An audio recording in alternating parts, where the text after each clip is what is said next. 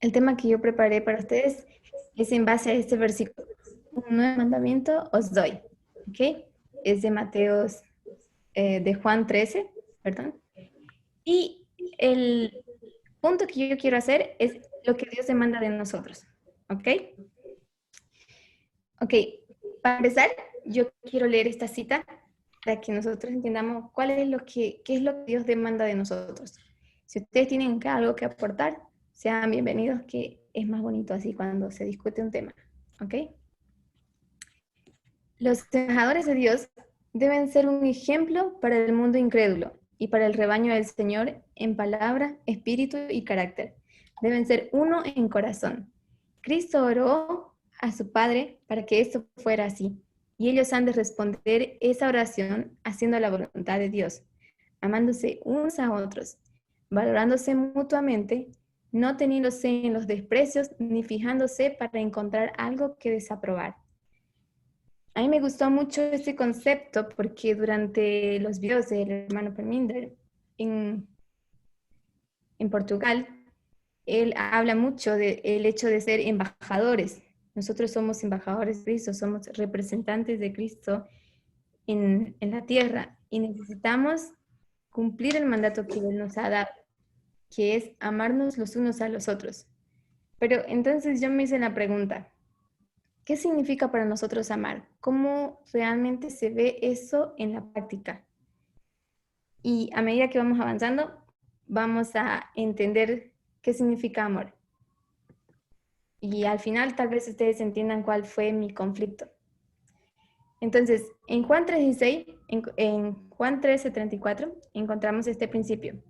Y dice, un mandamiento nuevo os doy, que os améis los unos a los otros, como os yo he amado, que también os améis, uh, perdón, un mandamiento nuevo os doy, que os améis unos a otros, como yo os he amado, que también os améis unos a otros. Ha repetido, y me interesa porque cuando se repite dos veces, el Señor está haciendo un énfasis. ¿Ok? Okay. Él está enfatizando ese punto importante que el Señor quiere que nosotros nos amemos los unos a los otros. Y ese es el punto del tema que yo tengo ahora. Ahora, quiero ver definiciones del amor. Creo que nosotros cada uno puede definir el amor en sí mismo. Pero yo busqué definiciones de personas famosas o personas en particular. Y son personas del mundo, no tienen que ver con la religión. Simplemente para ellos el amor es una filosofía. Pero me llamó mucho la atención a respuestas que ellos dieron. Y veamos, ellos escriben el amor con las siguientes características. Dice, el amor para ellos es uno de los valores más importantes. Es la fuerza que nos impulsa a hacer cosas bien. Es considerado un valor que tiene muy clara la diferencia entre el bien y el mal. Es un sentimiento moral para ellos. Y eso me llamó bastante la atención. Él dice, nos induce a actuar bien en nuestra vida y con las personas que amamos. Nos lleva a tener una vida plena de paz, tranquilidad y alegría.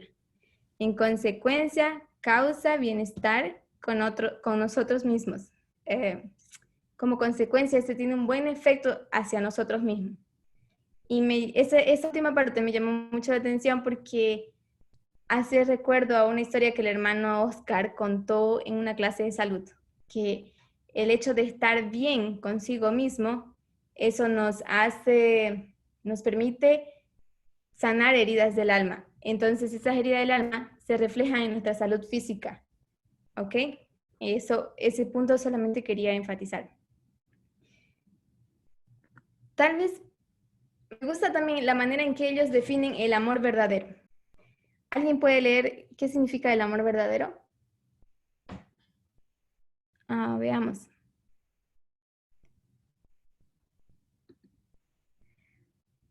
Mana Cindy, ¿usted puede leer qué significa el amor verdadero? Sí, Cristo. Sí, Dale. se llama amor verdadero el sentimiento. ¿Cuál es? ¿No era el anterior? Ajá. Sí, el anterior, pero espera, no sé por qué no me puede salir esa página del... No lo puedo sacar, ¿alguien lo puede sacar? Solo con las flechas. Lo que pasa es que no me aparece la flecha por el sistema. Ok, ahora sí. Ok. Era el anterior, ¿no? Ok. Amor verdadero. Se llama amor verdadero al sentimiento de afecto y compromiso genuino que una persona siente por otra. Ejemplo, matrimonio, Juan 3:16. Ok. Nosotros tenemos la manera en que el mundo define el amor verdadero. Y el amor verdadero ellos lo definen como un sentimiento y afecto, de afecto, y es un compromiso genuino que hace una persona. Y esa palabra compromiso fue la que me llamó la atención. ¿Cómo describen ustedes la palabra compromiso? Hermana Miriam.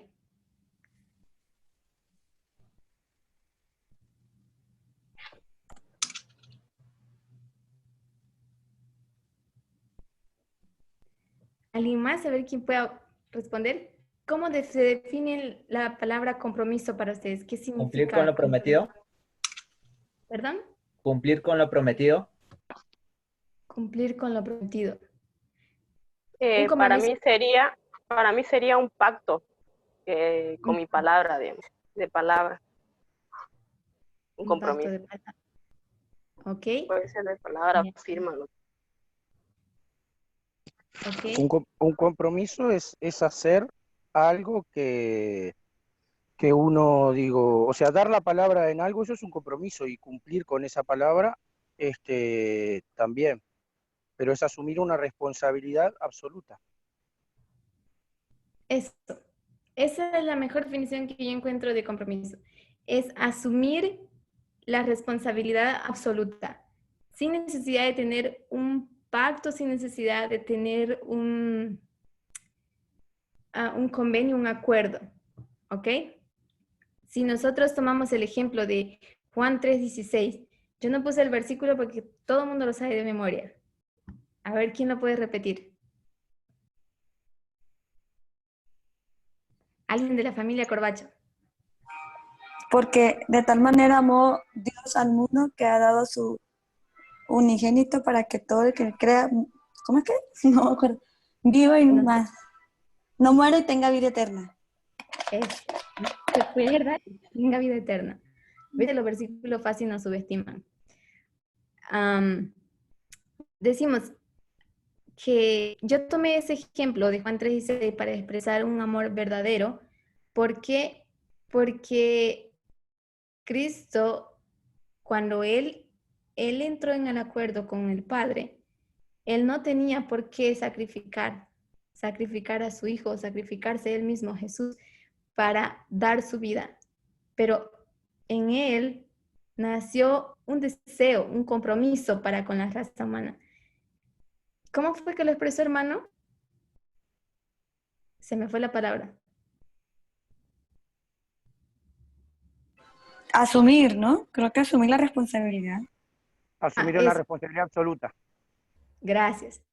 Él asumió la responsabilidad del error de alguien, del error de Adán, el pecado de Adán. Él asumió la responsabilidad y estuvo dispuesto a pagar, aun cuando no había un acuerdo, no había un trato, no había nada de eso. Él estuvo dispuesto a asumir ese cargo. Y yo puse también el ejemplo del matrimonio, porque siempre cuando hablamos de matrimonio hablamos del amor verdadero. Pero a mí me gusta más el ejemplo que Jesús pone. Pero sobre el ejemplo del matrimonio, quiero ampliarlo más adelante para plasmar cómo es que el amor verdadero se refleja en el matrimonio. ¿Ok? Entonces, tenemos al hermano White que define qué es el amor para nosotros en la tierra. Esas son definiciones que el mundo tiene y que me llama mucho la atención porque son conceptos que usaron palabras que nosotros usamos en el movimiento, expresiones que usamos en el movimiento. Elena White dice lo siguiente, ¿alguien quiere leerlo?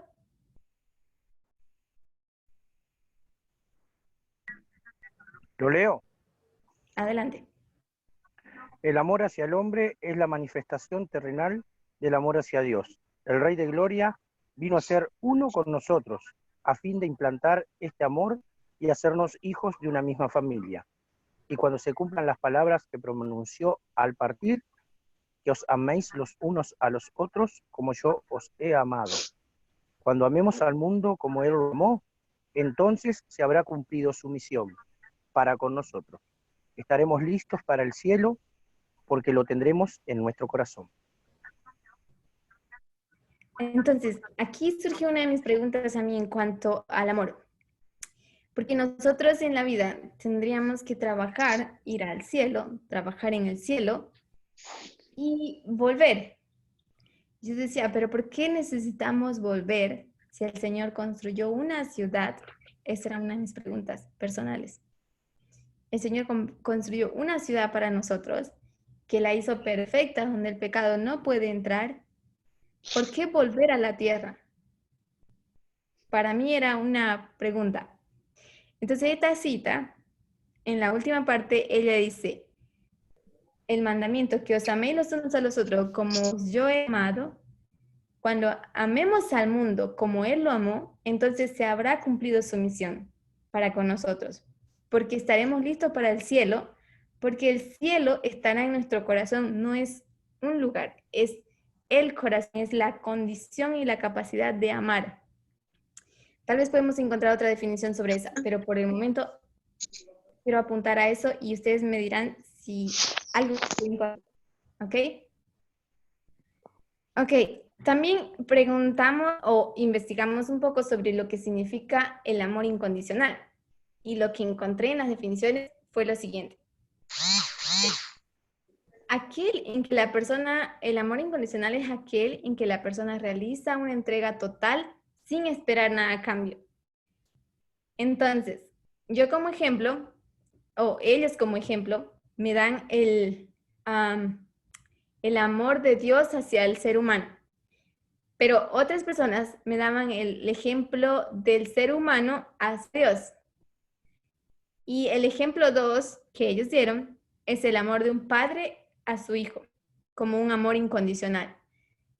Y como padres, que algunos hay aquí en el grupo, entonces ellos pueden entender lo que significa ese amor incondicional, sin importar cuánto tu hijo te decepcione, cuánto te haga renegar, cuán mal se porte, cuán mal pague, no importa lo que pase, hijo es hijo y tú lo vas a amar a como dé lugar. Para mí es una situación difícil de comprender, tal vez porque no soy mamá. Y como hermana, tal vez no me parece justo. Pero entendiendo de la perspectiva que Dios tenía eso, el dar la vida por sus hijos, que ellos no merecían ser salvos, que generación tras generación ellos habían incurrido en pecado, aún con toda la advertencia, con todo el castigo, con todo lo que el Señor hizo para hacerlos despertar, para hacerlos concientizarse de su pecado, ellos entraron en una condición de adormecimiento total. Y me hizo recuerdo a una situación en el orfanato donde yo trabajé, donde ellos dicen que había una niña en especial que tocó mucho mi corazón ella, porque ella era una niña de 7 años, pero se veía como de 7, 6, 5 años por ahí, porque era bien pequeña. Entonces ella sufría todo el maltrato de la madrastra que ella tenía, y el papá era ebrio, él bebía mucho, pero ella, sin embargo, estaba dispuesta a aguantar todo lo que la madrastra le hiciera, con tal de asegurarse de que ella podía estar al lado de su padre y de que podía cuidar de su padre. Entonces, creo que fue para mí una de las veces más claras donde yo pude ver a Cristo en una persona, en un ser humano. Entonces, esa experiencia me lleva a pensar mucho en lo que Cristo hizo, un amor incondicional para con cada uno de nosotros. Pero vamos a ver, de todas esas definiciones que nosotros estamos teniendo, les voy a hacer una pregunta al final. Espero que ustedes capten el punto. Entonces, otra pregunta que yo hice, ¿qué significa amor propio? Porque estamos aprendiendo que nosotros debemos amar a nuestro prójimo más que a nosotros mismos. Porque es lo que Cristo dice. El primer mandamiento era, amarás a tu prójimo como a ti mismo. Pero después Él cambia ese mandamiento y Él dice, amarás a tu prójimo como yo te he amado. Porque tu amor por ti mismo ha sido afectado por el pecado, ha sido endurecido, tu corazón no es más sensible. Entonces Él necesitaba cambiar ese modelo para que las personas puedan amar debidamente, de la manera más correcta, más precisa, para ser más exactos. Entonces, las personas respondieron a esta pregunta sobre qué es el amor propio con esta respuesta. Ellos dijeron aceptación, respeto, las percepciones, el valor, los pensamientos positivos y las consideraciones que tenemos a nosotros mismos. Un sentimiento que deberíamos ser capaces de reconocer. Los que nos rodean deben poder apreciar. Dependen de nuestra voluntad para querernos. Y me gustó el último punto, el depender de nuestra voluntad para querernos. Me hizo recordar una cita, no la pude encontrar por cuestión de tiempo, pero Elena White tiene una cita muy clara que ella dice, no le gusta a Dios que nosotros nos menospreciemos o que nos desvaloricemos, porque entonces desvalorizamos a Dios también. Si nosotros pensamos que no valemos nada, que no tenemos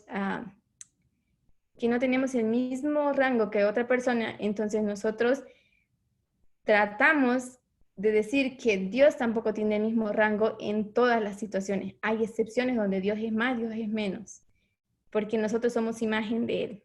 ¿Ok? Entonces, ahí yo tengo una pregunta antes de pasar a la siguiente diapositiva. Mi pregunta es, ¿cuál de este tipo de amor refleja o identificarían ustedes a Dios? ¿Con cuál? ¿Con lo que es amor propio? ¿Con lo que ellos identifican como amor incondicional? ¿O como el amor verdadero? ¿O simplemente el amor como tal?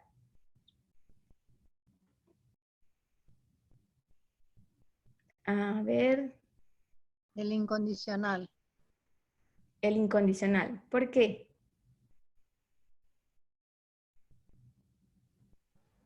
Porque, justamente por eso, porque a pesar de no merecerlo, Él nos amó de tal manera que estuvo dispuesto a dar su propia vida. ¿Ok? ¿Y qué con este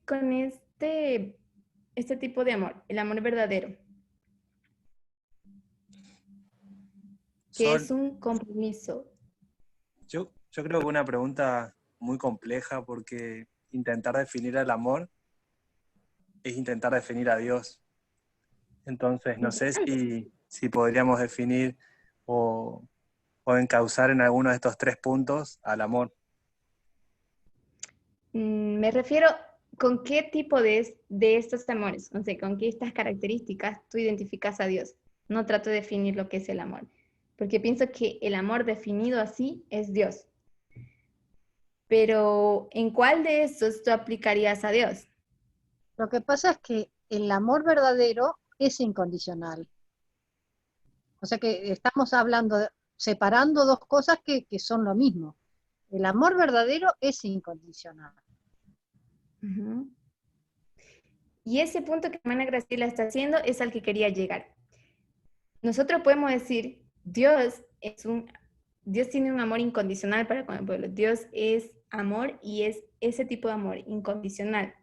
Pero ese tipo de amor incondicional no puede ir separado de todos estos otros, que es el amor verdadero, que es un compromiso o es un afecto hacia otra persona, desinteresado. El amor tiene el amor incondicional y el amor propio también. ¿Ustedes piensan que Jesús tenía amor propio? Sí, Sí. ¿Dónde en la historia vemos eso? lo puedo ver hasta en el desierto peleando con Satanás, o en esa lucha que tuvo contra Satanás. Él, o sea, lo que puedo ver ahí es cómo él preservó su integridad mental. Él no eligió someter sus pensamientos o sentirse inferior a Satanás en lo que él estaba tentando, sino que supo, ni siquiera empatizó con él, porque si él hubiera empatizado, hubiera salido lastimado psicológicamente. En cambio, lo que hizo fue plantarse y respondió y preservó así su integridad psicológica. Aunque las cosas que le decía a Satanás lo hacía sentir abrumado, él respondió y hizo que Satanás no se meta en su cabeza, porque si Satanás se metía lo iba a lastimar. Entonces, en esas actitudes psicológicas que él tenía, ahí puedo ver cómo él se cuidaba su mente, porque su mente era todo, digamos. Y también su físico, porque una de las tentaciones fue que tenía que saltar. Estaba atentando contra su salud física también. Claro, también, pero fíjate que, o sea, yo el otro día estaba leyendo un libro de un psiquiatra que él estuvo en los campos de concentración nazi, y él fue con su esposa y con su esposa y con sus dos padres. Y los mataron a sus dos padres, mataron a su esposa, y él fue el único que sobrevivió. Él entonces decía que a vos te pueden quitar a tus papás, te pueden quitar a tu esposa, te pueden quitar la ropa, pueden abusar, pero lo único que no te van a poder quitar es tu pensamiento. Entonces, Jesús, o sea, él obviamente preservó su físico siempre que pudo él cuidó su bienestar físico y mental. Ahora cuando, por fuerza mayor, como fue la cruz o como fueron los látigos, a ella no pudo hacer nada. Lo único que él podía preservar ahí era su parte psicológica, ¿no? Exactamente. Exactamente. Pero también Elena White habla que nosotros debemos cuidar nuestro aspecto físico, porque nosotros no podemos desvalorizarnos en nada, en ningún aspecto, porque eso ofende a Dios. Somos templo del Espíritu Santo y pues tenemos que estar intactos, digamos. Debemos ser ofrenda perfecta para Él. Entonces, vemos también en ese ejemplo que tú pusiste, en la tentación, que Cristo también preserva su vida, su integridad física. Cuando Él está en la prueba, hay un punto donde Él es abandonado y Él es dejado a merced del enemigo, se puede decir. Y eso es en la cruz. Y ahí es donde nosotros podemos ver el compromiso que Él hizo, el cumplimiento del compromiso que Él hizo al principio en la creación, y podemos ver lo incondicional de su amor, porque aunque Él estaba en el Getsemaní, Él oró y le dijo, Padre, si es posible que esta copa pase, hazla pasar. Pero el Padre dijo, no, yo no voy a cambiar de opinión, porque Dios no muda, no cambia. Entonces, el amor del Padre se hizo incondicional, porque Él entregó al Hijo, quien había hecho un compromiso. Entonces nosotros podemos ver el amor incondicional en Dios, pero cuando nosotros alcanzamos ese amor incondicional, nosotros ya adquirimos el amor verdadero y el amor en general, que podemos describir como el amor en sí, el amor en su plenitud. ¿Ok? Y ese amor en su plenitud se ve reflejado, como Elena White dice, en el carácter. Aquí, cuando ella dice, el amor hacia los hombres es la manifestación terrenal del amor hacia Dios. Cuando nosotros amamos a nuestro prójimo de una manera incondicional, y la clave de la palabra incondicional es sin esperar nada a cambio. Entonces, cuando alcanzamos ese nivel de amor, entonces el resto, las otras definiciones de amor, caen por añadidura en nosotros, porque es un complemento. Es como ir en escala, pero hay un punto, el máximo punto que nosotros necesitamos alcanzar.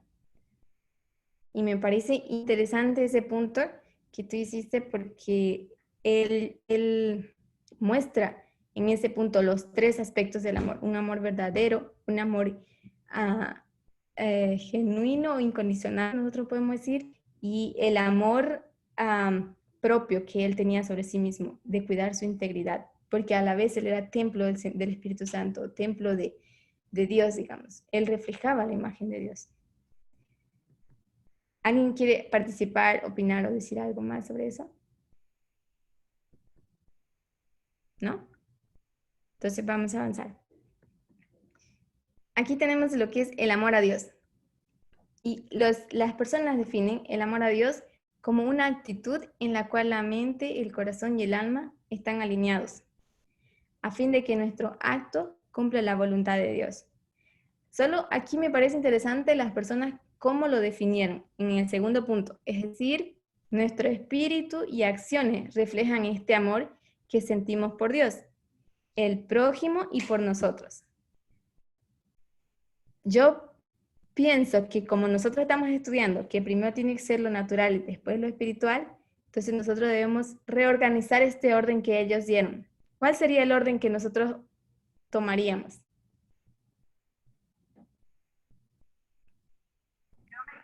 Nosotros mismos, primero nosotros mismos, el amor a Por nosotros nosotros, mismos, por el al prójimo y prójimo, por Dios. el prójimo y por Dios. Por nosotros, por el prójimo y por Dios. Ujú. ¿Todos están de acuerdo con ese orden? Ese orden fue el No, último mandamiento. ¿Cuál sería, no, Cindy? no, porque lo que estamos estudiando ahora es que debemos, o sea, primero debemos como adorar, o sea, amar al prójimo. Si Ujú. amamos al prójimo, estamos amando a Dios. Y de último, somos nosotros.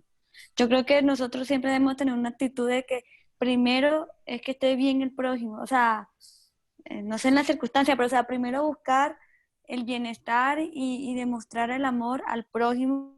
Y ya con eso estamos también demostrando el amor a Dios, porque Dios pide que amemos a nuestro prójimo. Como dice en el versículo de Primera de Juan, que cómo vamos a amar a Dios si no amamos al prójimo, o sea, cómo vamos a amar algo invisible si no amamos lo visible. Entonces yo creo que Exacto. primero es el prójimo y Dios y de último nosotros, el yo, Sí.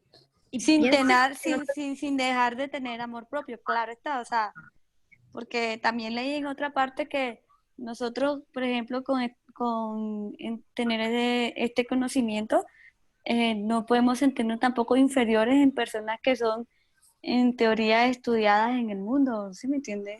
Que son Ujú. científicos, magíster y eso. Exactamente. Creo que en ese aspecto el amor por nosotros es automáticamente nulo, porque nosotros podemos decir que el amor a nosotros se manifiesta con el amor que nosotros tenemos hacia los demás. Es como que eso es lo que te llena, lo que te hace feliz. Y al final el propósito del amor es hacerte feliz, que tú seas feliz. Por eso dos personas que se aman se casan, porque quieren ser felices juntos. Y esa persona está para ser tu complemento y tú puedas llegar a ser feliz. Entonces, pienso que nosotros deberíamos dejar en este punto que la hermana Cindy dijo, pues amarnos a nosotros, amar a nuestro prójimo y amar a Dios. Porque amando a nuestro prójimo, amamos a Dios, yendo paso a paso. Y eso como complemento, así como extra, se puede decir como la yapa, como decimos en Bolivia, es el amor que tú tienes a sí mismo. Es automático. Ni siquiera tienes que programarlo, pensarlo. ¿Me dejo entender? ¿Sí? ¿Me siguen? ¿Me perdieron? Ok. Sí, Ok, sigamos entonces. Entonces tenemos una tarea. ¿Cuál creen que sería nuestra tarea para nosotros? Amar como Cristo nos amó. Amar como Cristo nos amó, ¿ok? ¿Cuál más?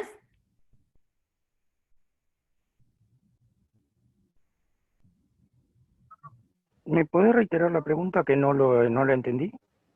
¿Cuál sería nuestra tarea para nosotros? ¿Cuál sería nuestro objetivo? ¿Qué es lo que Dios demanda de nosotros?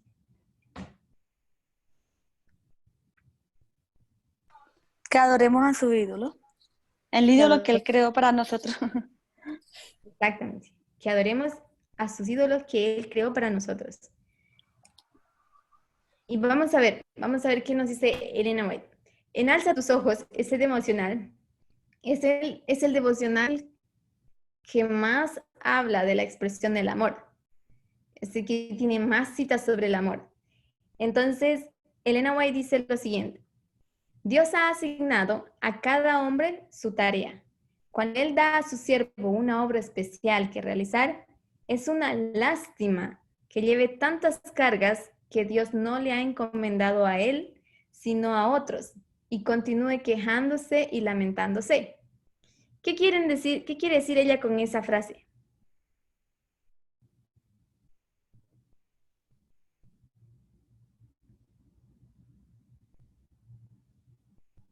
Que cada uno tiene su tarea, pero que a veces hacemos la tarea nuestra y la de otros. Y entonces al final... Ok, me parece bien. Entonces se torna una carga. Pero tomando el ejemplo de amor, nosotros de ese tema, esa temática, les voy a dar un ejemplo que usualmente me dan la respuesta cuando yo hago esa pregunta. Ellos me dicen, ¿cuál es la carga que tú tomas que no te ha sido dada y continúas quejándote y lamentándote? Entonces, en una situación había estaba en medio de una situación y en esa situación esa persona estaba hablando de lo difícil que era su trabajo. Y lo que acontecía es que esa persona estaba muy pendiente de quién cometía error y quién no. ¿Para qué ella estaba pendiente de quién cometer error y quién no? ¿Cuál era su objetivo? ¿Cuál piensan ustedes que era el objetivo? Criticar. Criticar, ¿qué más? Criticar era uno, definitivamente. comparar. De pronto para corregir y decir que entonces ella fue la heroína. De pronto, exactamente, acontece. Eso es lo que realmente aconteció, de hecho, porque lo que pasó es que ella buscaba los errores, la persona buscaba los errores y esa persona, al encontrar errores, se tomaba el trabajo de rehacerlo y hacerlo de nuevo. Entonces, obviamente, el hacer de nuevo, aunque tenía buena intención, por hacer ese trabajo que criticó o que juzgó mal, se puede decir, o simplemente intolerante, que no fue capaz de aceptar que otra persona puede hacerlo de una manera diferente, ella se tomó de su tiempo, quitó tiempo de su trabajo para ella poder hacerlo como esa persona quería, como él mismo esperaba, ¿ok? Entonces, hizo de su trabajo, cuando le tocaba hacer su trabajo, ya era bastante pesado, ya era tarde, estaba bajo presión y empezaba como quejarse, lamentarse sobre su difícil trabajo. Pero ¿por qué nosotros asumimos trabajos de otras personas? ¿Por qué tenemos esa tendencia a asumir trabajos de otra persona? Porque queremos hacerlo bien. Ok, esa es una razón, queremos hacerlo bien. Otra razón, ¿cuál puede ser? Y según el trabajo que sea, digo, es según la responsabilidad que cada uno tenga en la asignatura que mediante. Sí, Falta de pero hablemos confianza. en general. ¿Confianza? Sí, falta de confianza. Falta de confianza, ok. ¿Queremos Nos tener estamos... control de la situación? ¿Cómo? Queremos tener control de la situación. Ok, ese es el punto que quería llegar. Queremos controlar la situación. Cuando queremos controlar la situación, ¿en qué condición nos colocamos?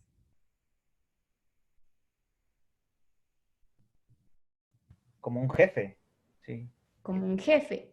Entonces, subordinamos a la persona a nuestro estilo, a nuestro nivel. O sea, lo ponemos debajo. Y entonces eso es lo que Elena White dice. El Señor a cada uno nos ha asignado tareas. Nos ha dado talentos y dones en los cuales debemos emplear. Pero muchas veces nosotros miramos otros trabajos y nos tomamos la molestia de criticar y decir, ah, eso no me gusta, no me gusta. Entonces tú te tomas la molestia de rehacerlo de nuevo. Y al hacerlo de nuevo, entonces tú quitas tiempo de tu trabajo, te empiezas a quejar de la situación y al final puedes hacer un buen trabajo, pero no es lo mismo que tú presentes un trabajo, aunque esté bien hecho, si viene con toda abajo detrás viene todo un espíritu de queja, murmuración o lamento. Entonces no es algo, por muy bueno que sea tu trabajo, no es algo que agrada a Dios y no complace a Él. Entonces, muchas veces nosotros, manera consciente o inconsciente, asumimos ese papel. Y Elena White dice claramente, eso es una lástima. Y nosotros no debemos asumir esas cosas. Cada uno, el Señor ha dado su trabajo y su lugar de trabajo para operar. Todos somos importantes en la obra, en su debida función, en nuestro debido lugar correspondiente. Y sin ese punto, por más mínimo que sea, si no se hace, no va a funcionar todo de la misma manera. ¿Me dejo entender? ¿Sí? Sí. Y por ejemplo, Ok. si el trabajo está mal hecho de verdad, de pronto es como decirle a la persona, ay, mira, ve, hazlo así. O sea, no asumirlo uno, sino que lo corrija o sea, enseñarle, ¿no? Exactamente. Ahí no está Porque mal sí, porque puede lo que ser que, estás haciendo es enseñar. No lo estás haciendo tú. Le estás enseñando cómo hacerlo, que es diferente. ¿Me entiendes? ¿O tienes otra perspectiva? no, no, sino que a veces nosotros ponemos ejemplos y si, entonces yo me pongo a pensar, ¿y si no fuera así? ¿Y si de verdad está muy mal y hay que resolver rápido? ¿Ya? Ujú. Porque a veces las circunstancias no son tan estrictas. Sí, ese punto que tú haces es interesante. No es necesariamente malo hacerlo, pero creo que Elena White se refiere a una situación constante.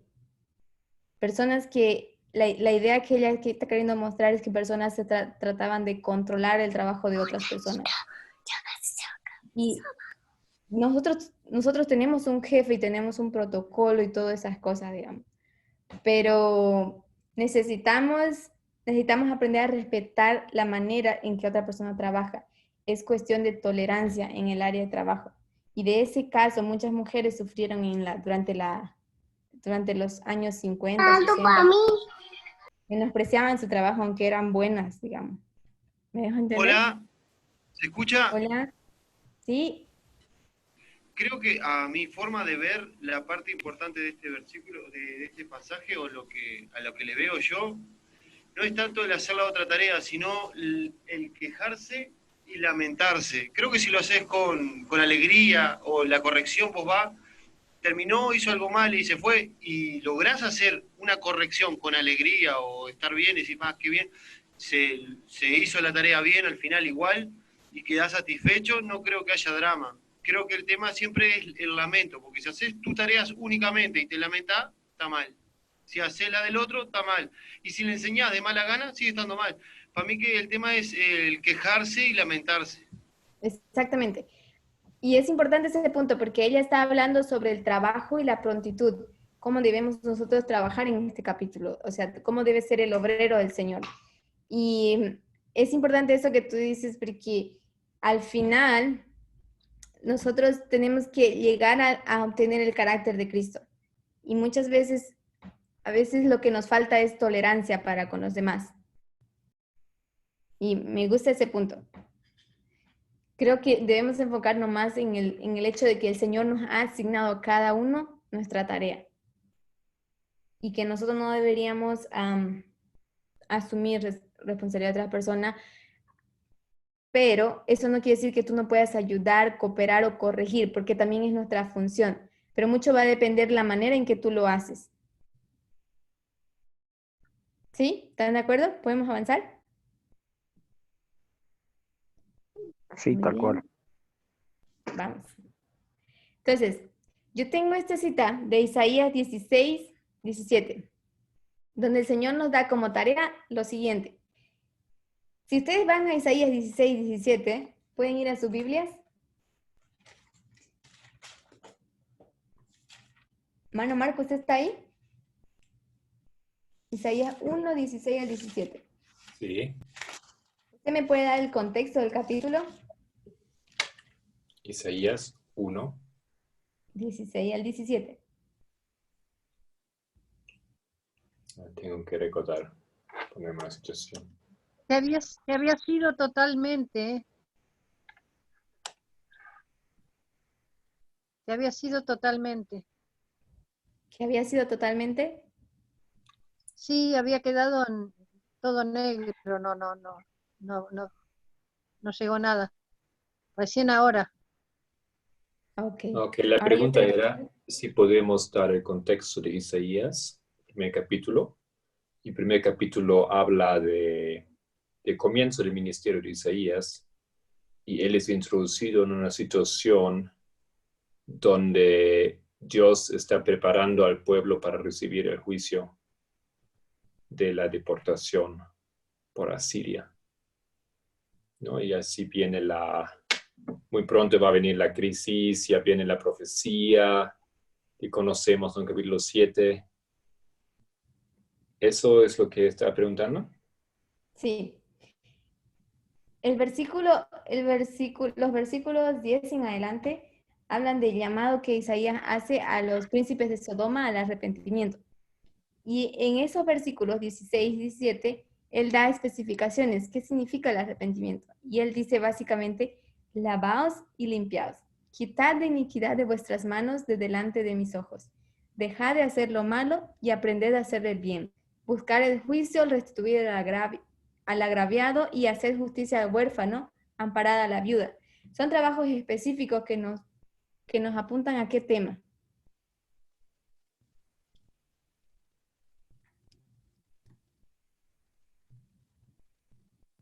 Beatriz. ¿A qué tema nos apunta este versículo? Hacer Al tema de la justicia. esclavitud y la justicia. Exactamente, al tema de la esclavitud y la justicia. Y este capítulo, el Señor empieza a hacer un llamado para el arrepentimiento en Isaías. Él está a punto de preparar al pueblo para una gran obra, la obra de la restauración. Y el pueblo tiene que dar el primer paso, tiene que empezar a hacer esto. El Señor ya proveyó la información necesaria, qué es lo que Él necesita hacer para empezar ese trabajo que el Señor desea hacer en ellos, ¿ok? Y es esa de limpiarnos, lavarnos y aprender a hacer el bien. Pero más adelante vamos a ver qué significa aprender a hacer el bien. Vamos a ver cuál es una de las siguientes tareas que nosotros tenemos. ¿Quién está en la cita? ¿Pueden escoger a alguien para leer? Es que no puedo ver los participantes.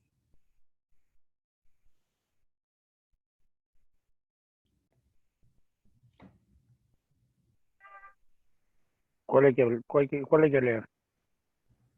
Ese que está en la pizarra, en la pantalla. Los apóstoles, esa, Esa.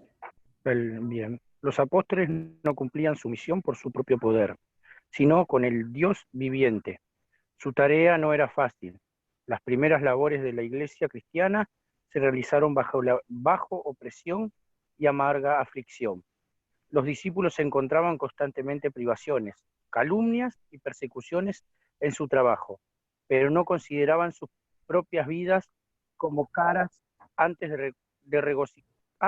se regocijaban porque eran llamados a sufrir por Cristo. La irresolución, la indecisión y la debilidad de propósito no tenían lugar en sus esfuerzos. Estaban dispuestos a gastar y ser gastados. El sentido de la responsabilidad que descansaba sobre ellos purificaba y enriquecía sus vidas, y la gracia del cielo se revelaba en las conquistas que lograron para Cristo. Amén. Este texto me gusta mucho porque habla de cuando la iglesia triunfante estaba siendo levantada. Y me gusta mucho la idea que Elena White quiere transmitir aquí para nosotros. Ella dice, las primeras labores de la iglesia cristiana se realizaron bajo opresión y amarga aflicción. Y los discípulos se encontraban constantemente en privaciones y calumnias. Eran atacados en todo aspecto, ¿ok? No solamente físicamente, sino también verbalmente o emocionalmente, se puede decir. Pero ellos dicen, no escatimaban su vida como fueran más caras que la de los demás. Les interesaba más la salvación de las otras personas, por lo cual ellos se entregaron por completo a la obra del Evangelio eterno, de predicar el Evangelio eterno. Entonces, me gusta mucho esa cita porque en esa cita ese es nuestro trabajo y ese es el modelo que debemos tomar. Ella dice claramente, la irresolución, la indecisión y la debilidad de propósito no tenían lugar en sus esfuerzos. Ellos estaban dispuestos a gastarse y ser gastados de toda manera. No estaban dispuestos a escatimar esfuerzo alguno, siempre y cuando ellos puedan alcanzar a un alma para traerla a los pies de Cristo. Entonces, me gustó mucho esa cita porque es nuestra misión como sacerdotes. Ahora, todos estamos llamados a hacer eso, un compromiso. Nuestra preparación como sacerdotes terminó 2021, se puede decir, porque ahora sí no somos más estudiantes, se puede decir, tenemos que practicar lo que aprendimos, tenemos que enseñar y es nuestro trabajo enseñar. La hermana Tess presenta en los videos de Portugal, ella dice claramente, aquel que postula para ser parte de los 144,000 está postulando a un trabajo de por vida, que no va a parar. ¿Y ese trabajo es qué? De enseñar, maestros. Exactamente, es enseñar. Nosotros estamos llamados para enseñar. Me gusta este texto porque nosotros muchas veces, como mujeres o como a veces hermanos nuevos, nosotros decimos, no quiero presentar porque me da pena, no me siento preparada. Nosotros no podemos presentar esas excusas. Estamos en un tiempo en que necesitamos rescatar a personas, necesitamos trabajar por personas. La preparación viene en el camino, viene con la práctica.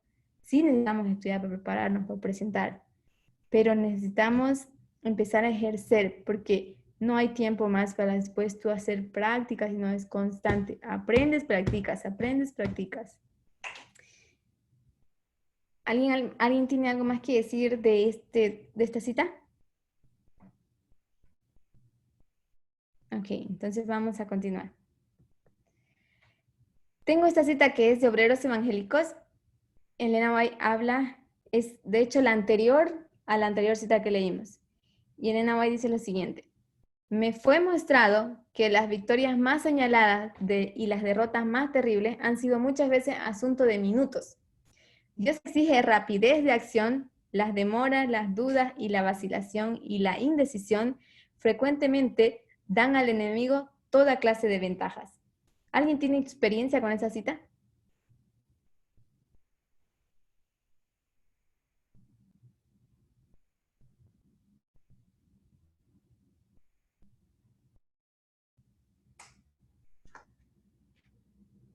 Hola. ¿Están todos ahí o se me fueron? No, acá estamos. Con ¿Tienen alguna respecto, experiencia con esa cita? con respecto a la misión, no, pero con respecto a cosas de la vida cotidiana, sí. Digo, por ejemplo, cuando se presenta una situación de improviso y que uno tiene en el momento que resolver qué hacer, por ejemplo, en un accidente o una cosa así, que hay gente que queda como paralizada y hay gente que inmediatamente hace lo que tiene que hacer, digo, le sale. Exactamente. Esta cita me gusta mucho porque tal vez esté errada, pero me muestra mucho la obra que el hermano Perminder y la hermana Tess están haciendo. porque el movimiento estuvo andando aproximadamente alrededor de unos 25 años en error. Y ellos en cuestión de unos pocos años, ellos tenían que restituirse. Para ser sinceros, 2018, 19 y 20. Ellos tenían que, ¿cómo se dice? Pues ser rápidos para actuar, en minutos cambiar y tornar ese rumbo que el movimiento estaba llevando para la perdición. Entonces llevarlo a la salvación, enderezar el camino, como quien dice. Porque nosotros decimos muchas veces, ante la duda o ante la situación que nos dejamos, como la hermana Cindy dijo, intimidar, porque simplemente hay una persona que sabe más o sabe menos, entonces nosotros nos sentimos inferiores y no somos capaces de, como se dice, tomar la batuta y dirigir las cosas por el buen camino. Entonces necesitamos actuar pronto y rápidamente. Esto a un nivel personal y también a un nivel ministerial o como sacerdotes, como movimiento. Hay muchas cosas que necesitamos efectuar cambios rápidos, ya efectivos, porque se tienen que ver los frutos. Y eso tiene que ver mucho, por ejemplo, con nuestra conciencia, nuestra manera de pensar, si tenemos o no mente esclavista, si tenemos o no una mente homofóbica o diferentes otros aspectos que necesitamos dar prisa. Y no podemos vacilar, no podemos dejar entrar dudas o teorías de conspiración. Debemos actuar de manera decidida y firme y rápido a lo que el Señor demanda, porque el tiempo se nos está acabando y necesitamos finalizar nuestra preparación. No podemos presentar más excusas. Este capítulo es el mismo de Obreros Evangélicos. Ella está hablando de la rapidez y la prontitud en la obra. ¿Ok? Entonces, con esta cita vamos a ir más rápido para que podamos llegar al clímax. Dice Elena White en Profetas y Reyes: por todo el reino, la gente necesitaba ser instruida en la ley de Dios. Su seguridad estribaba en la comprensión de esta ley. Si conformaban su vida a sus requerimientos, serían leales a Dios y a los hombres. Sabiendo esto, Josafat tomó medidas para asegurar a su pueblo una instrucción cabal en las Santas Escrituras. Ordenó a los príncipes encargados de las diferentes porciones de su reino que facilitasen el ministerio fiel de los sacerdotes instructores. Por orden real, estos maestros, obrando bajo la dirección personal de los príncipes, rodearon por todas las ciudades de Judá enseñando al pueblo. Y como muchos procuraban comprender los requerimientos de Dios y desechar el pecado, se produjo un reavivamiento. Este es la mayor tarea que nosotros tenemos ahora. Necesitamos ser esos sacerdotes instructores y salir e instruir a nuestro pueblo. Hay un llamado que todos tenemos que atender y no podemos postergar. Hay una obra que necesitamos hacer porque el Señor está dispuesto a efectuar una obra en su pueblo. Y Él dio la promesa que muchos aprenderán lo que otros aprendieron en años, otros lo aprenderán en meses, en días, pero se tiene que proporcionar el trabajo que nosotros tenemos que hacer. Lo que demora la venida del Señor no es Cristo, somos nosotros por no haber hecho nuestro trabajo y nuestra obra. Y necesitamos cumplir ese rol.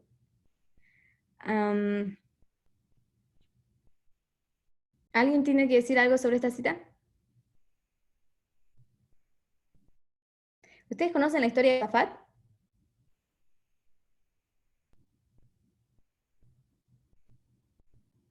Sí, la hemos leído. Sí, Josafat es uno de los buenos reyes de Israel y de Judá, de Israel. En esta historia, nosotros vemos reflejado la importancia, lo que él determinó que era necesario. Él dice, era necesario para que el pueblo fuese instruido en la ley. ¿Qué es la ley? ¿Cómo definimos la ley?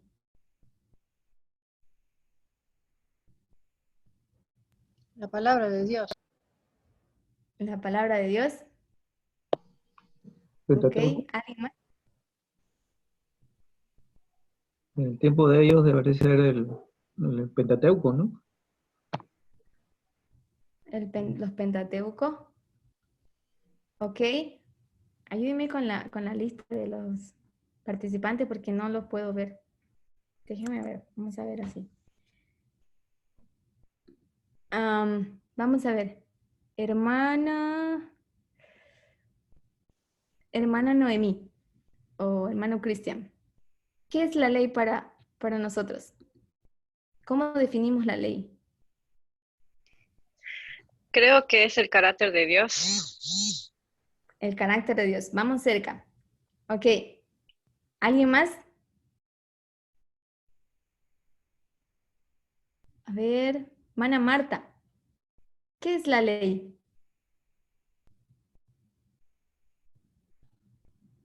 Tienen que desbloquear el micrófono. Es un trasunto del carácter de Dios. Es amor. La ley es el amor. Es la máxima expresión del amor de Dios. ¿Ok? Y fíjense que Josafat, él decía que el pueblo necesitaba ser instruido en la ley. Se necesitaba enseñar al pueblo el amor de Dios. Y la obra más bonita que hizo Josafat es que él mandó sacar a todos los sacerdotes instruidos y los esparció por todo el reino y dijo, van y enseñan. Enseñan porque esta es su obra. ¿Y de qué tenían que enseñar ellos? Tenían que enseñar la ley. Ellos tenían que enseñar sobre el amor de Dios, reflejado en las profecías, reflejado en todo lo que nosotros conocemos de Dios es amor. Entonces, me gustó mucho esa cita porque nosotros necesitamos entender la relación que hay con los mandamientos. Y en ese acto que Josafat hizo de pensar en que lo que el pueblo necesitaba, nosotros podemos ver una obediencia a los 6 mandamientos. Y después de los 6 mandamientos, como resultado, vinieron los 4, porque al final de la cita dice, y como muchos procuraban comprender los requerimientos de Dios y desechar el pecado, se produjo un reavivamiento. Y en ellos nació el amor a Dios. Pero porque primero hubo alguien que amó a ese pueblo y que pensó en cuál era su necesidad. Su necesidad era conocer de Dios. El propósito de la ley es revelarnos el carácter de Dios. Y nosotros necesitamos hacer eso, necesitamos vivir eso. ¿Ok? Vamos a la siguiente.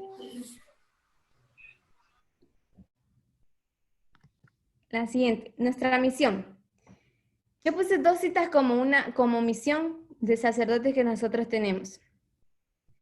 En esa cita de Salmos 119 que dice, tu ley es mi delicia, en tu ley me deleito día y noche. ¿Ok? En esa cita, en ese Salmos que David escribió, él está hablando de cuánto placía a su corazón de él obedecer la ley de Dios. Cuán recíproco era el hecho de dar. Él al dar recibía. Pero ese era un principio que nosotros ahora no podemos aplicar. Nosotros debemos dar sin esperar recibir. La recompensa vendrá cuando Cristo venga. A veces vienen en pequeñas porciones porque las personas retribuyen ese amor de una manera linda. A veces no. Pero sin importar eso, nosotros tenemos que amar sin esperar nada a cambio. Pero en Miqueas 6:8 dice lo siguiente.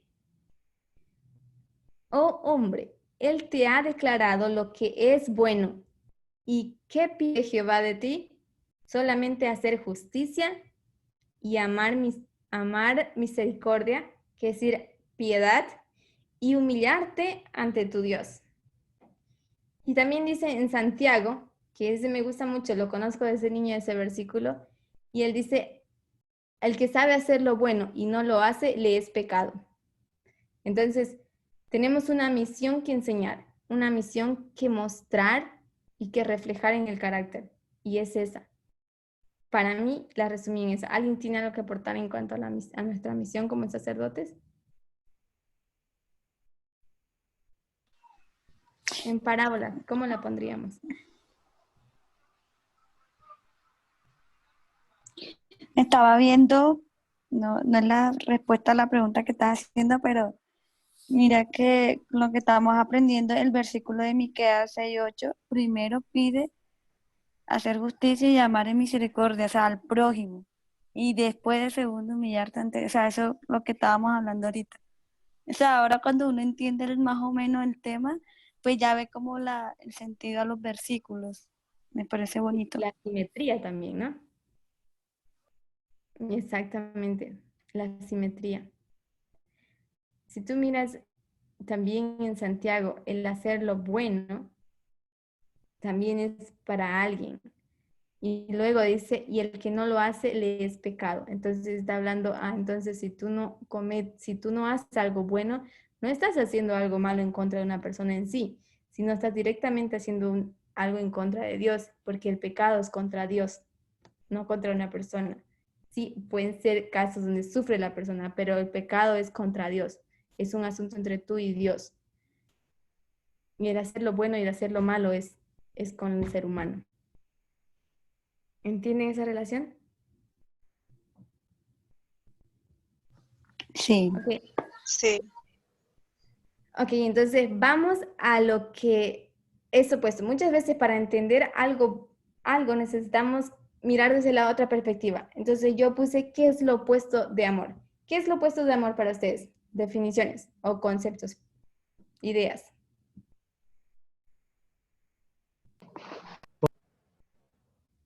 ¿Odio?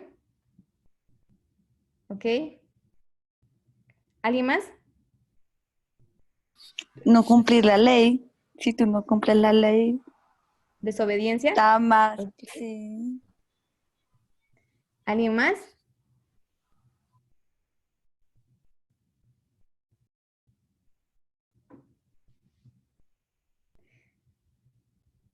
Pero ¿será que nosotros de amar podemos pasar a odiar? ¿Realmente podemos hacer eso? Odiar al pecado. Directamente. ¿Cómo? Odiar al pecado. Odiar al pecado. Pero mi pregunta es, ¿nosotros podemos pasar de amar a odiar? Sí.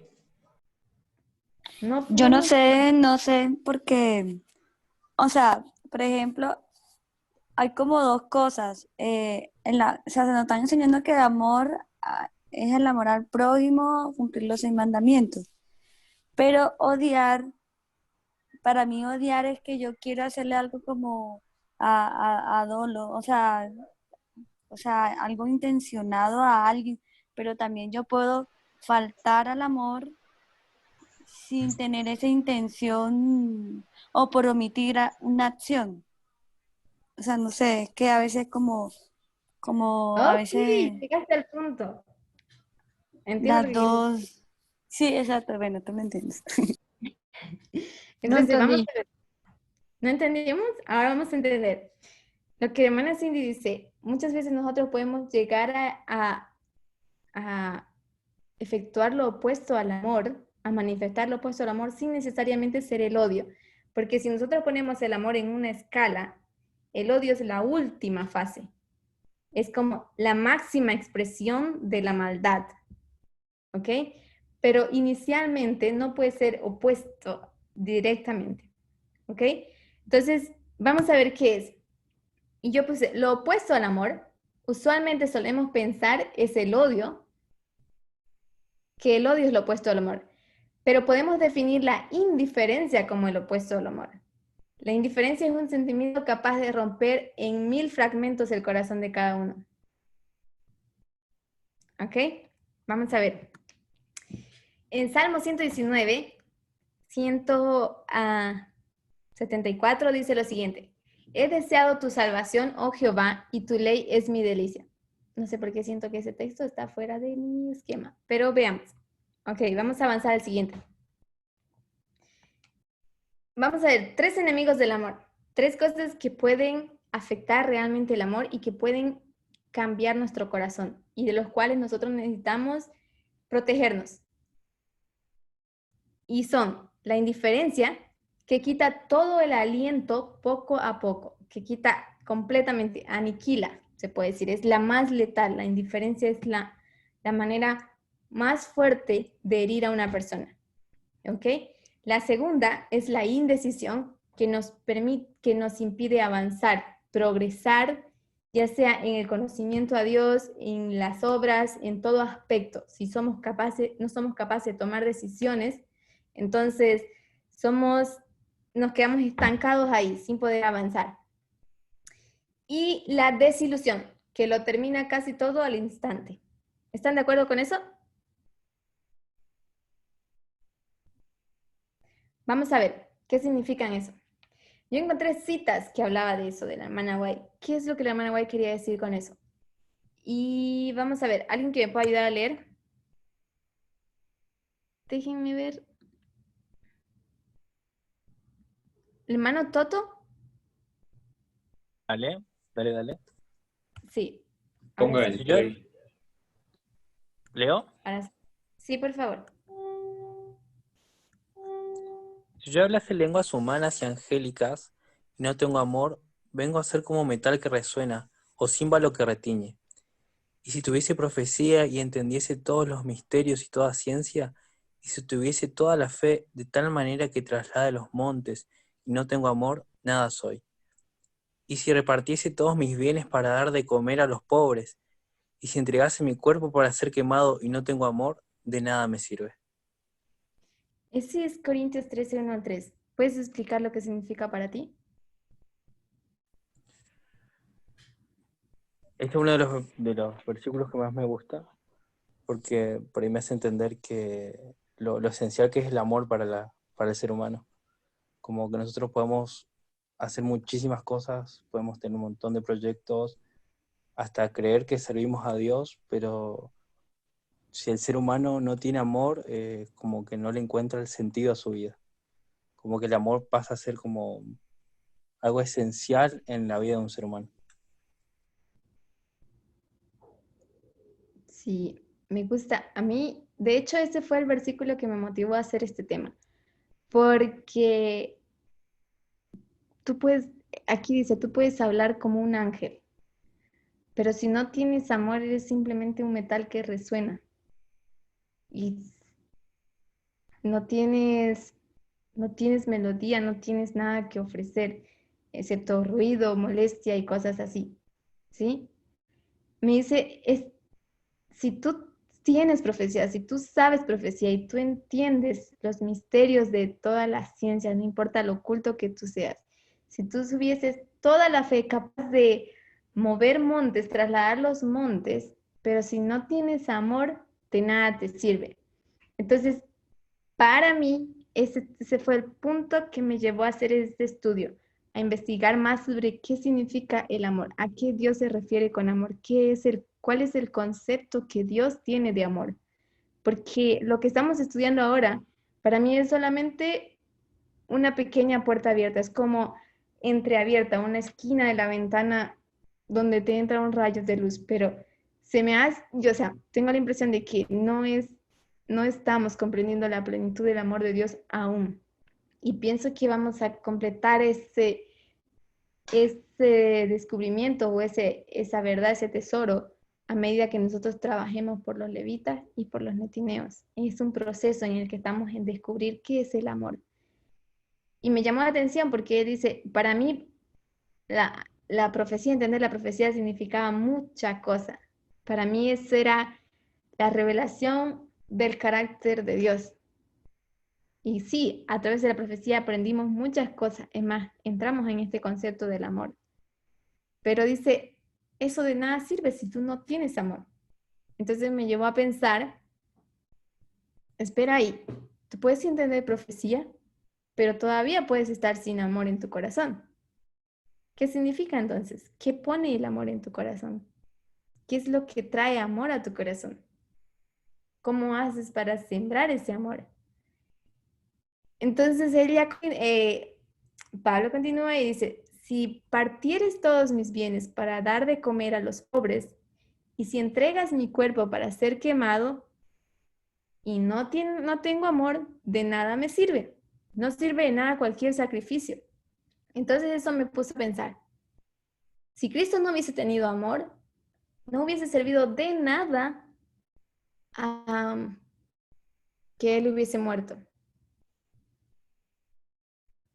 Hermano Parminder hace un enlace, dice, cuando él iba a morir, los ángeles se ofrecieron a hacer el sacrificio, ellos a morir. Pero él explica que en los ángeles no había amor. Ellos pensaban que tenían amor, pero el amor que ellos tenían era un reflejo de lo que Cristo mostraba. Sí, el amor emanaba de Cristo. Entonces, bueno, a ver si me ayudan a entender en el tema más adelante. No sé qué pasó, aquí no quiere cambiar la pantalla. Déjenme ver. Ok.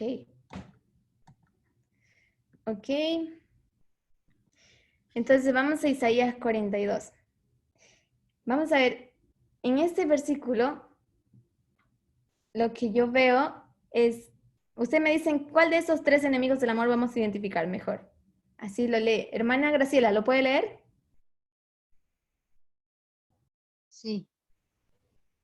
Gracias. Sordos, oíd, y vosotros ciegos, mirad para ver. ¿Quién es ciego sino mi siervo? ¿Quién es sordo como mi mensajero que envié? ¿Quién es ciego como mi escogido? Y ciego como el siervo de Jehová, que ve muchas cosas y no advierte, que abre los oídos y no oye. Jehová se complació por amor de su justicia en magnificar la ley y engrandecerla.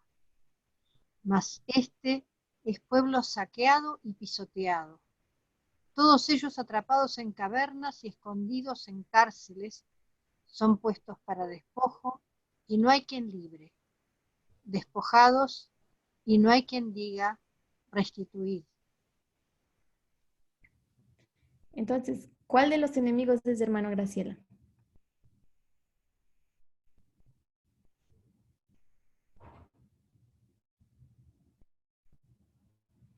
Estos Ya son no los me enemigos. acuerdo cuáles eran los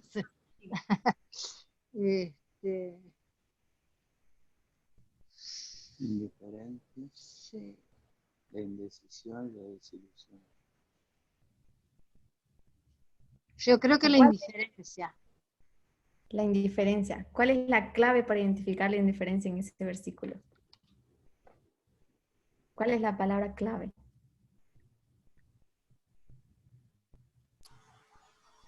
O la frase. Que ve muchas cosas y no advierte. Que ve y no advierte. Okay. Que ve y no advierte. Dice, el Señor identifica a su pueblo como un pueblo que ve y no advierte. A mí me hizo conectar esta idea a la idea de la visión que Elena White tiene sobre Nashville. Ella dice que habían las bolas que caían sobre fuego y mucha gente, cuando ellos decían, oh, esos son los juicios de Dios, pero no pensábamos que iban a caer, que iban a ser tan terribles. Entonces la gente dice, ¿cómo? ¿Tú sabías y no nos dijiste? Entonces, esa es la condición del pueblo. Está frente a personas que están siendo abusadas en diferentes aspectos y el pueblo, y aquí dice el Señor, no hay quien diga restituid. Y el Señor nos demanda a hacer lo bueno. Entonces, este versículo está apuntando a la indiferencia del pueblo. ¿Ok? Veamos el siguiente. ¿A qué nos apunta? Santiago 2:26. Hermana Liliana, ¿puede leerlo?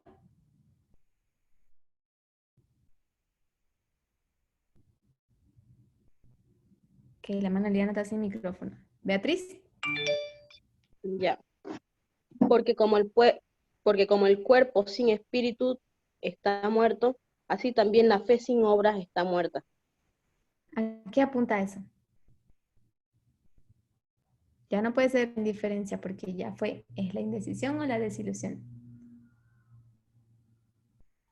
Podría ser la desilusión. ¿Por qué?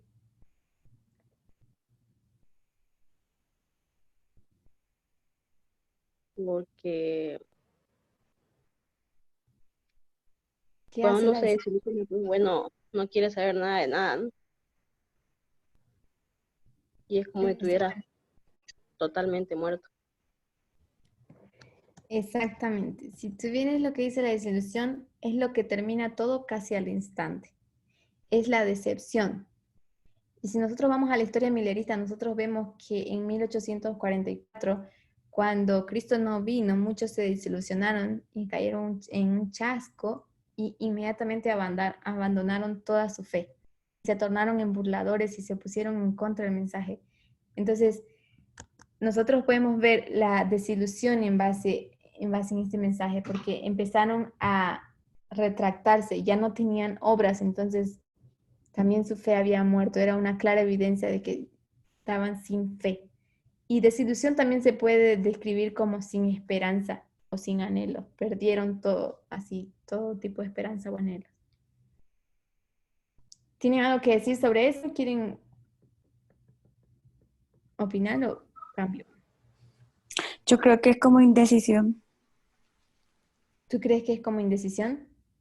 Sí, porque si tú te pones a ver, vamos a asimilar que así también la fe sin obra está muerta. Entonces, por ejemplo, nosotros podemos tener fe y empezamos a entender este mensaje o sea, intentamos, se intenta entender el mensaje, pero no lo llevamos a la práctica, de nada sirve.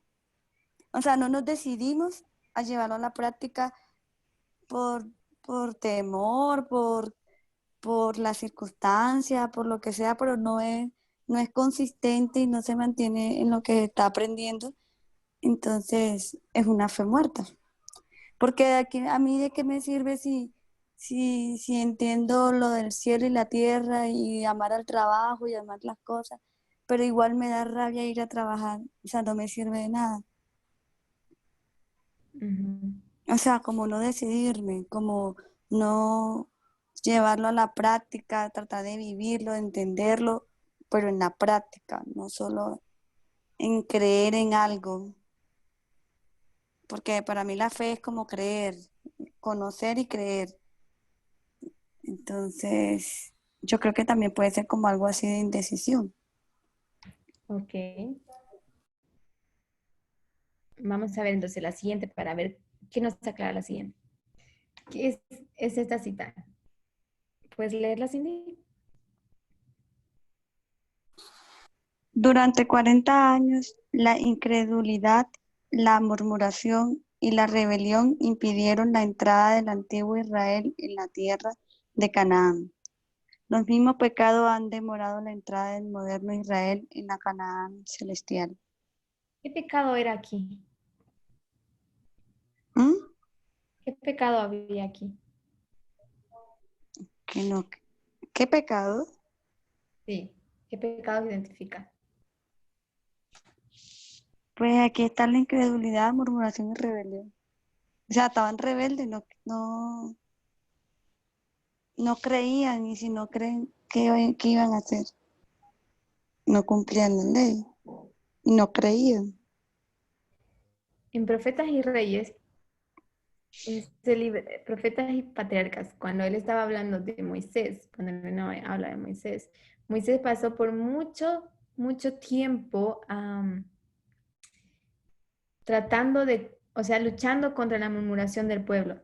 Y el Señor envió advertencia tras advertencia, y el pueblo siempre volvió a murmurar, y ese era el mayor pecado que él tenía. Y la cosa es que el Señor tenía que erradicar ese pecado antes de ellos entrar a la tierra Canaán. Y él logra, pero ¿qué acontece con el pueblo? Muchos de ellos incurrieron en la murmuración también y la incredulidad, porque al traer murmuración, el efecto es la incredulidad también, porque Elena White cuenta en esa historia que había personas que ellos no tenían problemas, pero a medida que escuchaban más y más y más esas murmuraciones de las personas que sí tenían problemas, entonces ellos empezaron a creer y empezar a introducir dudas en ellos. Entonces, ¿en qué categoría tú pondrías este pecado, Cindy? Diferencia, indecisión o desilusión. Por ejemplo, el ejemplo que diste tú de la hermana Elena G. White, que decía que escuchaban y llega un momento que creen eso, es la desilusión.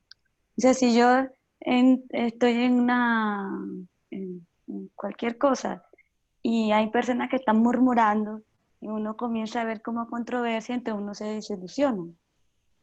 Ujú. Pero Pues yo está no sé hablando de si... incredulidad. Y la incredulidad es un paso para la indecisión. Porque si tú no crees, no vas a ser pues, capaz de tomar una buena decisión o una decisión. Espera, tú ya no está claro. Espérame, dame un tiempo. Y entonces entras en un estado de indecisión.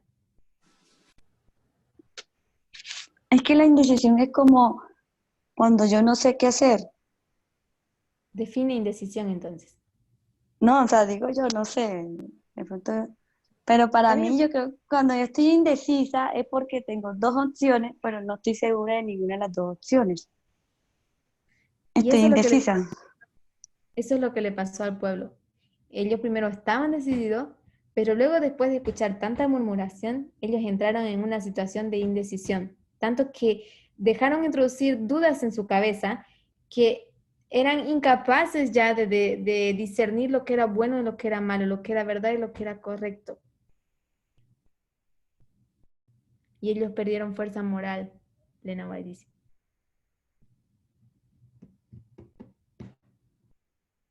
Porque no podían distinguir más qué era lo bueno y qué era lo malo. Su conciencia fue atrofiada por las dudas que ellos dejaron ingresar en su cabeza. Pero bueno, los dejo para meditar y ustedes me dirán si tenemos que corregir el concepto. Estoy abierta. ¿Ok? Avancemos. Una pregunta. ¿El amor se acaba?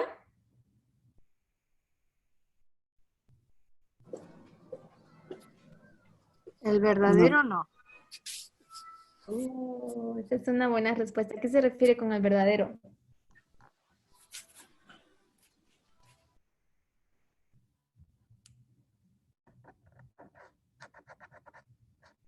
Hermana Graciela. ¿A qué se refiere con el verdadero? Claro, porque humanamente se engloba mucha cosa en amor. Entonces, el amor humano teñido de egoísmo, de esperar, si el otro me ama, entonces sí, lo sigo amando, y si el otro me desilusiona, entonces lo dejo de amar. Por eso digo, el verdadero amor, el genuino, el auténtico, es incondicional y entonces no se acaba. Ajá. Veamos qué nos dice las escrituras. Tenemos en 1 Corintios 13:8. Hermano Cristian, ¿puede leerlo?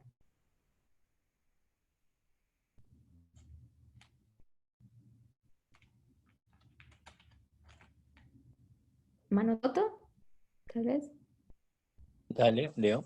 El amor nunca dejará de ser, pero las profecías acabarán y cesarán las lenguas, y la ciencia acabará. Ok. En este versículo, cuando dice el amor, en inglés dice caridad. Y me gusta más ese concepto de Perdón, caridad. perdón, ¿cómo dice? Sí. En inglés dice caridad. Y me gusta más ese concepto de caridad, porque caridad es algo que se hace en beneficio a otra persona. Entonces, para mí es la mejor definición de amor, digamos, en cuanto al contexto de lo que quiere decirse. ¿Ok? Pero ¿a qué se refiere el versículo cuando dice las profecías se acabarán? El amor nunca deja de ser, pero las profecías se acabarán. ¿Qué quiere decir eso? Cuando Cristo venga, Cuando cuando Cristo Él ya venga, cuando esté con nosotros, ya ahí ya no va a haber más profecías, sino que todo ya va a ser aclarado. Lo que estamos descifrando ya va a ser cumplido. lo que es el cumplido. Claro, yo creo que las profecías se acabarán cuando todo se haya cumplido, o sea, cuando todas las profecías se cumplen, ya no va a haber más profecías porque la sombra habrá llegado a su realidad. Esa pregunta me la hice muchas veces. ¿A qué se refiere aquí cuando dice las profecías se acabarán? No sé si lo puse aquí. Aquí, sí lo puse. Y dice lo siguiente. Sabemos que las profecías pueden cambiar si cambiamos el curso de nuestro accionar. Y tenemos el ejemplo de Levítico 26, 1 al 3. ¿Alguien recuerda qué dice Levítico 26, 1 al 3? ¿Tienen una ¿Son las idea? bendiciones al pueblo de Israel? Exactamente. Que Pero son condicionadas. O sea, es algo condicionado. O sea, si te portas bien, bien. Si te portas mal, mal. consecuencias naturales, ¿verdad? Que están advertidas de un comienzo para que tú no incurras en esos errores.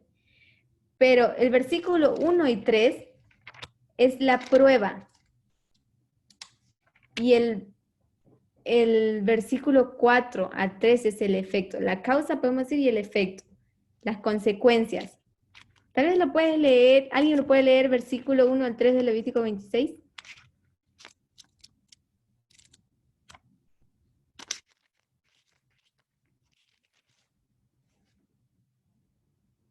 ¿Alguien lo tiene ya?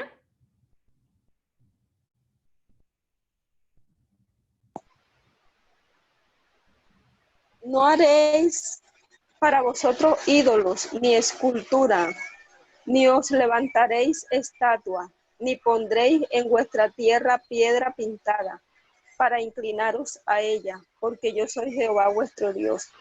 Guardad mis días de reposo, y tened en reverencia mi santuario, yo Jehová. Si anduvieres en mis decretos, y guardares mis mandamientos, y los pusieres por obra. Amén. Amén. Entonces, esos primeros 3 versículos en Levítico 26 son la condición que tú debes cumplir para recibir las bendiciones que vienen del versículo 4 al versículo 13. Así también los versículos 14 y 15 son las condiciones que tú tienes que cumplir para que evites el castigo del verso 16 y 17. ¿Ok? Entonces nosotros podemos ver, estas son las profecías que se pueden acabar. Si el amor no se acaba, el amor no se acabará, pero las profecías sí se van a acabar en algún momento. El plazo que el Señor nos ha dado para realizar nuestra obra, en algún momento se va a acabar. Y si nosotros no hemos efectuado ese cambio, entonces tenemos que estar preparados para recibir lo que venga, sea bueno o sea malo. Y tenemos que ser conscientes. Y es un punto importante que quiero agregar aquí. Nosotros no debemos agregar a nuestros pecados el hecho de culpar a Dios. Nosotros no podemos culpar a Dios. Usualmente solemos pensar que Dios envía juicios. Eso es la ideología o la ideología protestante. Ellos dicen, algo malo pasa, ese es el juicio de Dios. Y empiezan a culpar a Dios. Son consecuencias naturales que ellos viven porque simplemente no conocen siquiera a Dios. Y es mucho más fácil echar la culpa a Dios que asumir responsabilidades. Entonces, Elena White dice que hay un espíritu de murmuración en el pueblo que el Señor intenta frenar antes de entrar a la Canaán. Esa es la cita que leímos atrás. ¿Ok? Me estaba refiriendo a esa cita.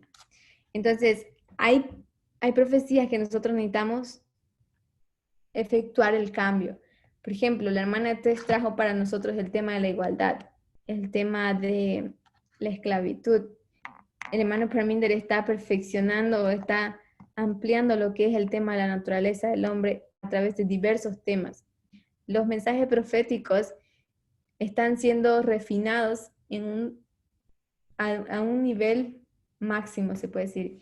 Y todo eso está aconteciendo de una manera muy rápida. Entonces eso nos muestra simplemente el curso en que nosotros estamos. El tiempo de las profecías se está acabando y nosotros necesitamos tomar medidas, accionar diferente para nosotros no ser partícipes de los juicios de Dios, porque son consecuencias que fueron advertidas. No podemos evitar las consecuencias. Las conocíamos desde generaciones antes. Ok. Vamos a ver aquí. Entonces, lo que Elena White describe como el amor es lo siguiente. Con todo, el amor es lo único que a la vista del cielo da valor a un acto cualquiera. Todo lo que se hace por amor, por insignificante que pueda parecer en opinión de los hombres, es aceptado y recompensado por Dios. Eso me gusta mucho, esa cita. Aquí tenemos otra cita de la hermana White que dice lo siguiente. El amor es una planta de crecimiento celestial y debe ser nutrida y alimentada. Los corazones efectuosos, las palabras veraces y llenas de amor producirán familias felices y originarán una influencia elevadora sobre todos los que entren en contacto con la esfera de su influencia. ¿Qué piensan de esas dos citas? ¿Eso es como ustedes describen el amor? ¿Cómo describen ustedes el amor?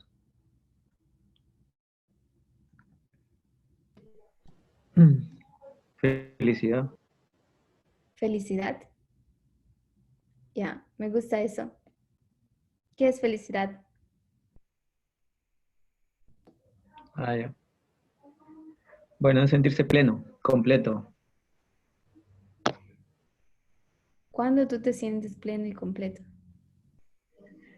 Cuando todo lo que es bueno me acontece.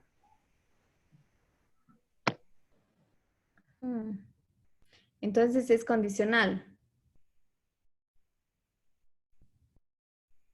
Yo creo que Evita. en lugar de que todo lo bueno me acontece, tendría que ser todo lo bueno es lo que hago. Es lo que hago. Yo agregaría la frase, todo lo bueno que acontece es lo que acontece al alrededor.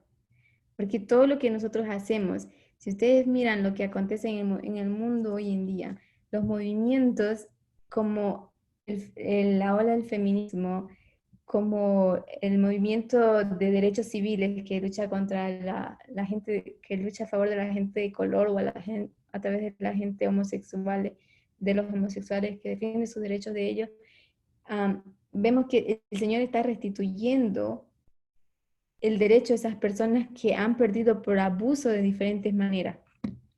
Cuando esas cosas acontecen, vemos que levantó una niña que se llama Greta, no sé qué, su apellido, no recuerdo. Pero en ella, por ejemplo, el Señor está restituyendo la naturaleza, ella está cuidando sobre el área del medio ambiente. Hay diferentes aspectos donde el Señor está restituyendo todo a su, podemos decir, tratando de ponerse a su estado original, pero no se va a poner hasta que el Señor, a que cada uno de nosotros nos concienticemos y entendamos que necesitamos amar y proteger lo que tenemos, lo que el Señor nos ha dado. Fuimos creados como Adán y Eva con la misma misión, fructificar, cuidar y enseñorearnos de la tierra. Pero eso no quiere decir que nosotros vamos a pensar que estamos aquí y lo demás está aquí. Eso no quiere decir eso quiere decir que tú tienes que, como dueño y señor de tu casa en la que tú vives, tú tienes que cuidar cada aspecto que está. Esa puerta necesita ser reparada, esa cocina necesita ser limpiada, diferentes aspectos, pero donde tú puedes ver que todo lo que tú haces contribuye a que todo el entorno esté bien, tanto para la familia como para el exterior.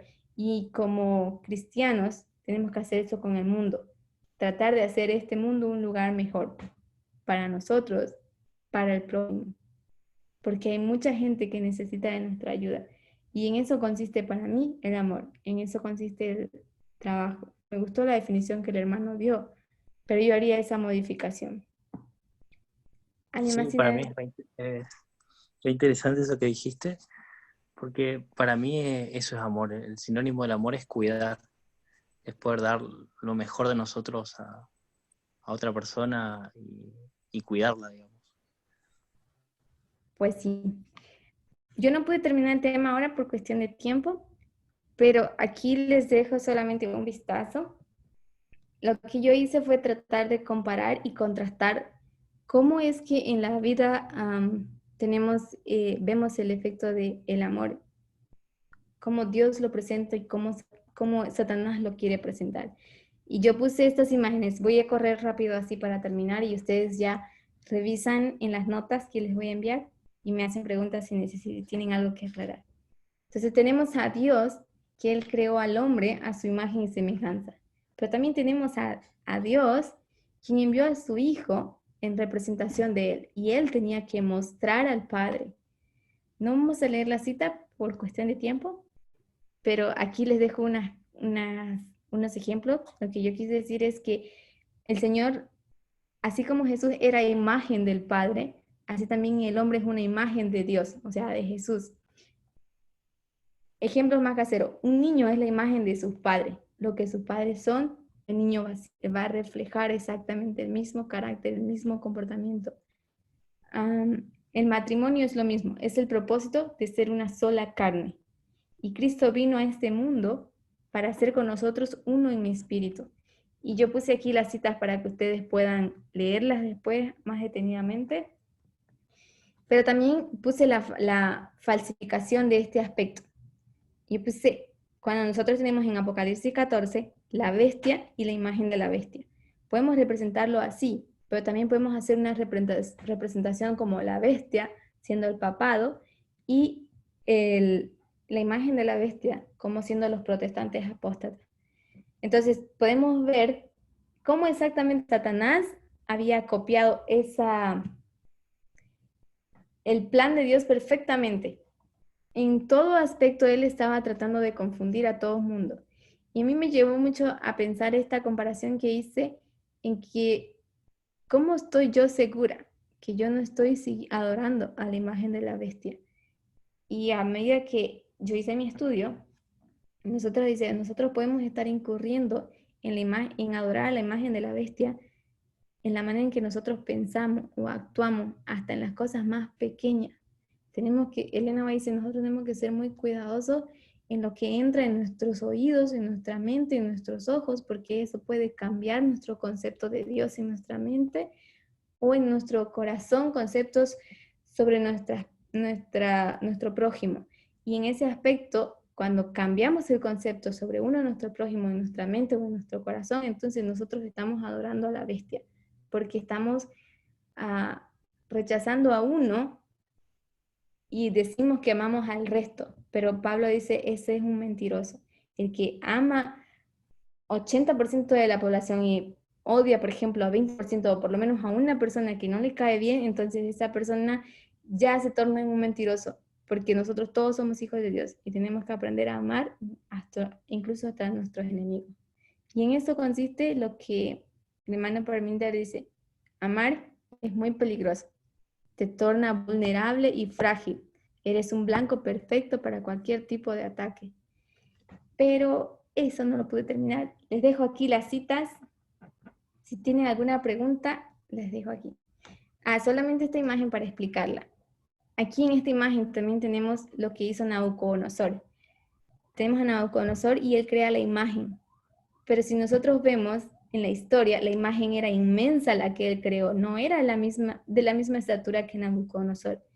Entonces, de esa misma manera, Nabucodonosor, sin darse cuenta, él estaba haciendo lo mismo. Todos estaban adorando, pero él estaba exaltando a quien supuestamente debía ser la imagen de Dios.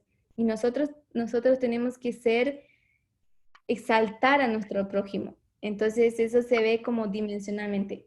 Tenemos que hacerlo crecer más que a nosotros. De esa manera nosotros adoramos a Dios, porque adoramos a su creación, adoramos a su imagen, los que Él nos dio. Gracias.